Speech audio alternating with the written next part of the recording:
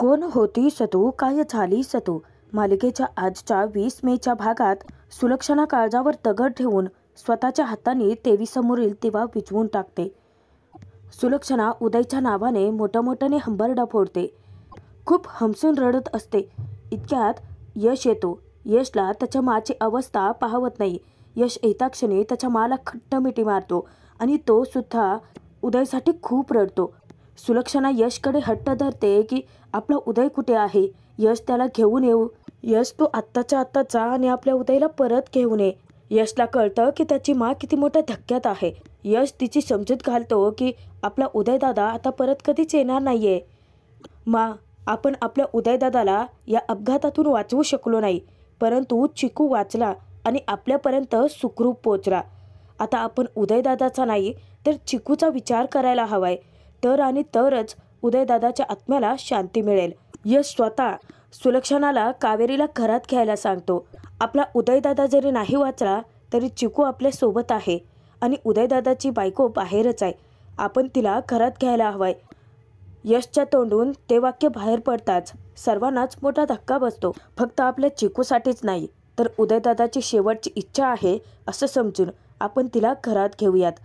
यशला चांगलं माहिती आहे की ती त्याची बायको नाही आहे, परंतु त्याला ते सत्य जाणून घ्यायचं आहे की ती स्वतःचं नाव कावेरी का सांगते आणि ती कोण आहे जी चिकूला सुखरूप घरापर्यंत घेऊन आली. काकू लगेच यशला सुनवतात की आधीच भाऊजीने त्या मुलीचा कैवार घेतला आहे, तिला घरात घ्यायला भाग पाडतायत आणि आता तू सुद्धा.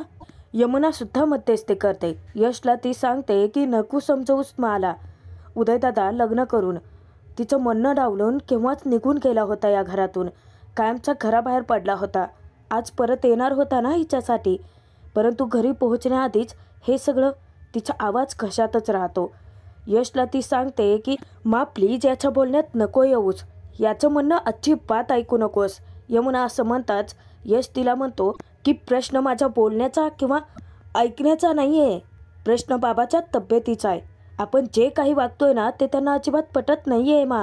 प्रश्न बाबांच्या तब्येतीचा आहे. खूप स्ट्रेसमध्ये आहेत ते आणि तुम्ही जरा प्रॅक्टिकल होऊन विचार का करत नाही आहात. चिकूचा विचार तुम्ही का करत नाही आहात. तिने अंगाई गायली आणि चिकू एका मिनिटात शांत झाला. आपण त्या दोघांना वेगळं नाही करू शकत मा.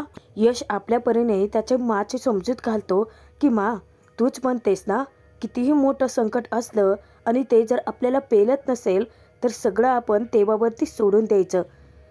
तो जे करतो ते सगळं चांगलंच करतो. मग आपण आता सगळं देवावरती सोडूयात ना मा. आपण त्या मुलीला घरात घ्यायला हवंय.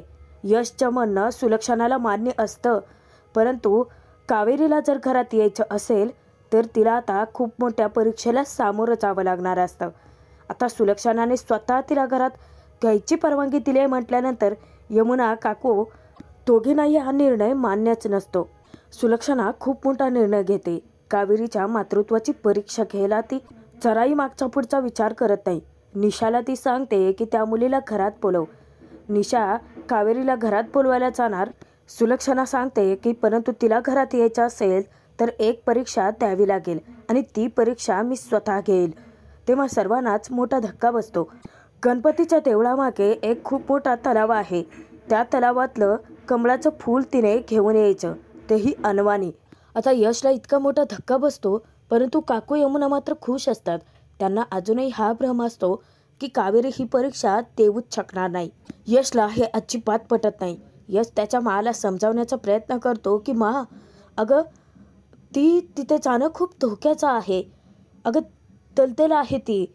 त्या तलावामध्ये मगरीसुद्धा असतात. तू तिचा जीव धोक्यात टाकते. तेव्हा सुलक्षणा शांतपणे उत्तर देते की तूच म्हणालास ना देवावरती सगळं सोपवायचं, देव वाचवेल ना तिला. बाहेर कावेरी अजूनही घरच्यांची कधी दरवाजा उघडतेल याची वाट पाहत असते. इतक्यात निशा दरवाजा उघडते आणि जेव्हा ती बाहेर येते तेव्हा कावेरीला ती आनंदाची बातमी देते की माने तुला घरात यायची परमिशन दिली. यश गुपचूप ते सगळं खिडकीतून पाहत असतो. तेव्हा कावेरीचा आनंद गगनात मावेनासा होतो. कावेरी घरात जायला निघणार इतक्यात निशा तिला सांगते, परंतु माची खूप मोठी अट आहे. परीक्षाच मन हवं तर खूप डिफिकल्ट टास्क आहे. तेव्हा कावेरी तिला उत्तर देते की चिकूपर्यंत पोहोचण्यासाठी मी कोणताही दिव्य पार करायला तयार आहे. यश हे सगळं पाहत असतो. खरं तर तो हवालदिल होतो. चिकूसाठी आता ती काहीही करायला तयार असते. नक्की माची अट काय आहे ती निशा कावेरीला सांगते की आपल्या इथे गणपतीचं देऊळ आहे, त्याच्या मागे एक तलाव आहे, तिथून तुला कमळाचं फूल घेऊन यायचं आहे. कावेरी तिला सांगते की ठीक आहे, घेऊन येईन ना मी. परंतु कावेरीला थोडीच माहिती आहे की पुढे किती मोठा धोका आहे. निशा तिला समजावण्याचा प्रयत्न करते की वहिनी, परंतु हे खरंच खूप डिफिकल्ट आहे. तेव्हा कावेरी थोडा विचार करते. यश अजूनही तिच्या उत्तराची वाट पाहत असतो. कावेरी तिला उत्तर देते की चिकूसाठी मी काहीही करायला तयार आहे. मांना सांगा की मी ते कमळाचं फूल घेऊनच येईन. कावेरीने काऊला वचन दिलं होतं की चिकूचा ती आई म्हणूनच सांभाळ करेन. आता ते वचन पूर्ण करण्याची वेळ आलेली असते. कावेरी तिला नक्की तलावाची जागा कुठे आहे ते विचारते. तेव्हा निशा तिला सांगते की नक्की तलाव कुठे आहे. परंतु निशाच इतकी घाबरलेली असते. कावेरी हे अग्निदिव्य कसं पार करणार आहे, सर्वांनाच मोठा प्रश्न पडतो. परंतु कावेरी बेधडकपणे उत्तर देते की काहीही झालं तरी ते कमळ मी घेऊनच येईन. यश हे सगळं गुपचूप ऐकत असतो. कावेरी मागचा पुढचा विचार न करता डायरेक्ट तलावाकडे जायला निघते. यशला खूप मोठा प्रश्न सतावतो की चिकूसाठी ही स्वतःचा जीवही धोक्यात घालायला तयार आहे, परंतु का करते ही सगळं हे. त्याला काहीतरी गडबड असल्याचं वाटतं. खरं तर कावेरीचा हेतू नक्की काय आहे ते त्याला जाणून घ्यायचं असतं. इकडे कावेरीमध्ये आता जराही ताकद उरलेली नसते. घरात विद्या सुलक्षणाला सांगते की बाबांना औषधे दिली आहेत. तेव्हा सुलक्षणा मुलांबद्दल चौकशी करते. विद्या तिला उत्तर देते की मुलं जेवून झोपली आहेत. विद्याला तिची काळजी वाटते. सुलक्षणाला ती 2 घास तरी जेवून घ्यायला सांगते. परंतु सुलक्षणा गप्पाय म्हटल्यानंतर ती पुढे काहीच बोलत नाही. इतक्यात निशा आलेली असते. निशा जेव्हा कावेरी वहिनी असं बोलते, सुलक्षणा तिच्याकडे रागात पाहते. निशा मान खालती घालते आणि उत्तर देते की म्हणजे त्या मुलीने तुमची अट मान्य केली, ती अनवाणी पायाने कमळ आणण्यासाठी केली सुद्धा. यश ते सगळं पाहत असतो, ऐकत असतो. परंतु सुलक्षणा काहीही रिॲक्ट करत नाही. गुपचूप तेथून निघून जाते ती. सुलक्षणा जेव्हा रूममध्ये येते तेव्हा तिने तो रेडिओ हातात घेतलेला असतो. तो रेडिओ खास उदयने तिच्यासाठी आणला होता. उदयने त्याबद्दल तिला माहितीसुद्धा दिल्याचं तिला आठवतं की 5,000पेक्षा जास्त गाणी आहेत त्यात. तेव्हा सुलक्षणा किती खुश झाली होती उदयचं ते गिफ्ट पाहून. उदयला ती म्हणाली सुद्धा होती की कामं करतेवेळी जर इतकी सुंदर मधुर गाणी ऐकली तर मनात वाईट विचारसुद्धा येणार नाहीत. उदयला त्यावेळी एक आयडिया सुचली. उदय तिला बोलून दाखवतो की आपण हा रेडिओ कंपनीमध्ये सुद्धा घेऊन जाऊ शकतो ना. तेव्हा सुलक्षणा त्याला हसत उत्तर देते की उदय, ही आयडिया वापरून हा उपक्रम तू जर कंपनीमध्ये राबवला ना तर यावर्षीचा सर्वोत्कृष्ट उद्योजक हा पुरस्कार नक्कीच तुला मिळेल. तेव्हा दोघेही हसत होते. सुलक्षणा ज्यावेळी हसत होती तेव्हा उदय तिच्याशी बोलतो की कायम अशीच हसत राहा मा. तू हसत राहिलीस ना की हे घर अगदी भरल्यासारखं वाटतं. तेव्हा सुलक्षणा त्याला बोलते की तू आहेस ना असं काहीतरी बोलून मला हसवणारा. तेव्हा उदय तिला म्हणाला होता की हो मा, मी कायम तुझ्याच सोबत असेल, तुझ्या डोळ्यांसमोर. तुझ्या डोळ्यात आलेलं पाणी मी कधीच नाही पाहू शकत. सुलक्षणाला उदयच्या खूप आठवणी आठवतात आणि सुलक्षणा हंबरडा फोडते. परत एकदा ती रडत बोलते की उदय, अरे माझ्या डोळ्यात पाणी येऊ देणार नव्हतास ना रे तू, परंतु आज बघ तुझ्याच आठवणीमध्ये मी किती रडते. परत येणार आहे उदय. इतक्यात यश तिथे येतो. यश त्याच्या माला असं रडताना पाहूच शकत नाही. तेव्हा सुलक्षणा बोलते की बघ ना उदय, आज मी तू दिलेली साडी नेसले, ती पाहण्यासाठी तरी येणार आहे बाळा. ती इतकी हमसून रडत असते की यश जातो आणि तिच्या खांद्यावरती हात ठेवतो. यश जवळ येता क्षणी सुलक्षणा आपले अश्रू पुसते आणि स्वतःला कंट्रोल करण्याचा प्रयत्न करते. यशला त्याच्या माचा स्वभाव चांगला माहिती असतो. यश तिला समजावतो की नको थांबू स्वतःला. बाहेरून ती कितीही कठोर आणि निर्दयी तू वागत असलीस ना तरी मनातून किती हळवी आहेस हे मला माहिती आहे. उदयदादा घरी परत यावा हे सर्वात जास्त तुलाच वाटत होतं. त्याच्या येण्याची आतुरतेने वाट पाहत होतीस आणि आता त्याच्या आठवणींमध्ये स्वतःला कासावीस करून घेतेस? सुलक्षणा रडतच सांगते की मला उदयला भेटायचंय.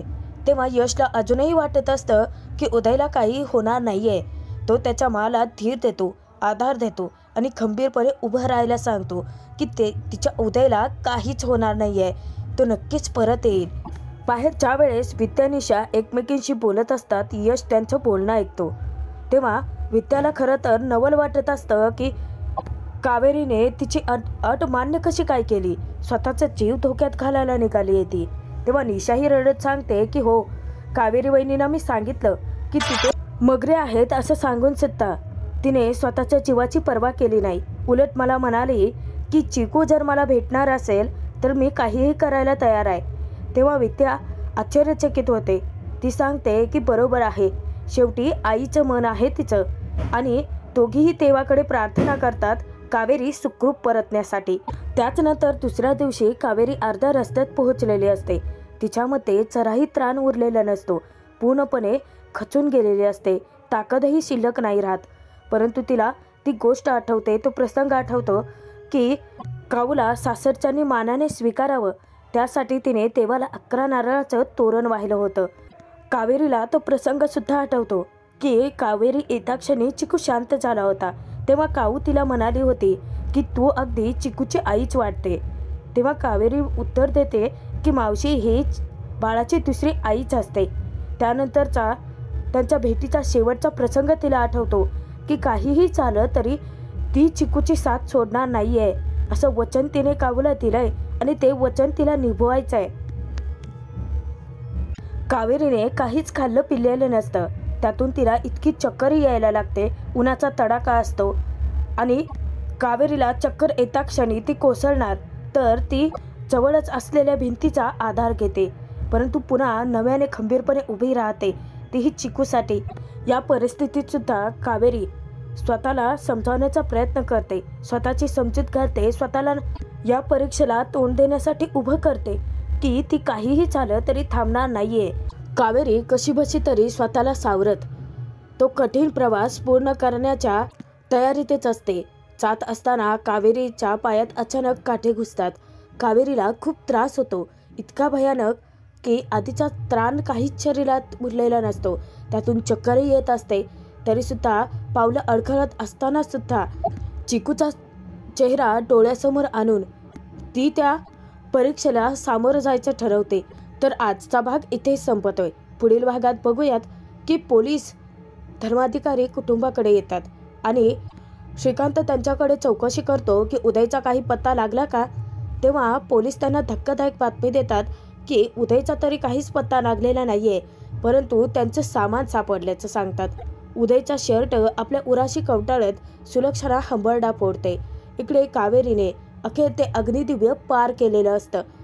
ती तलावातून कमळाचं फूल घेऊन येते, परंतु अचानकच तिला चक्कर येते. ती पाण्यामध्ये पडणार. यश तिच्या मदतीला धावून येतो. यश तिला उचलतो आणि उचलून बाहेर घेऊन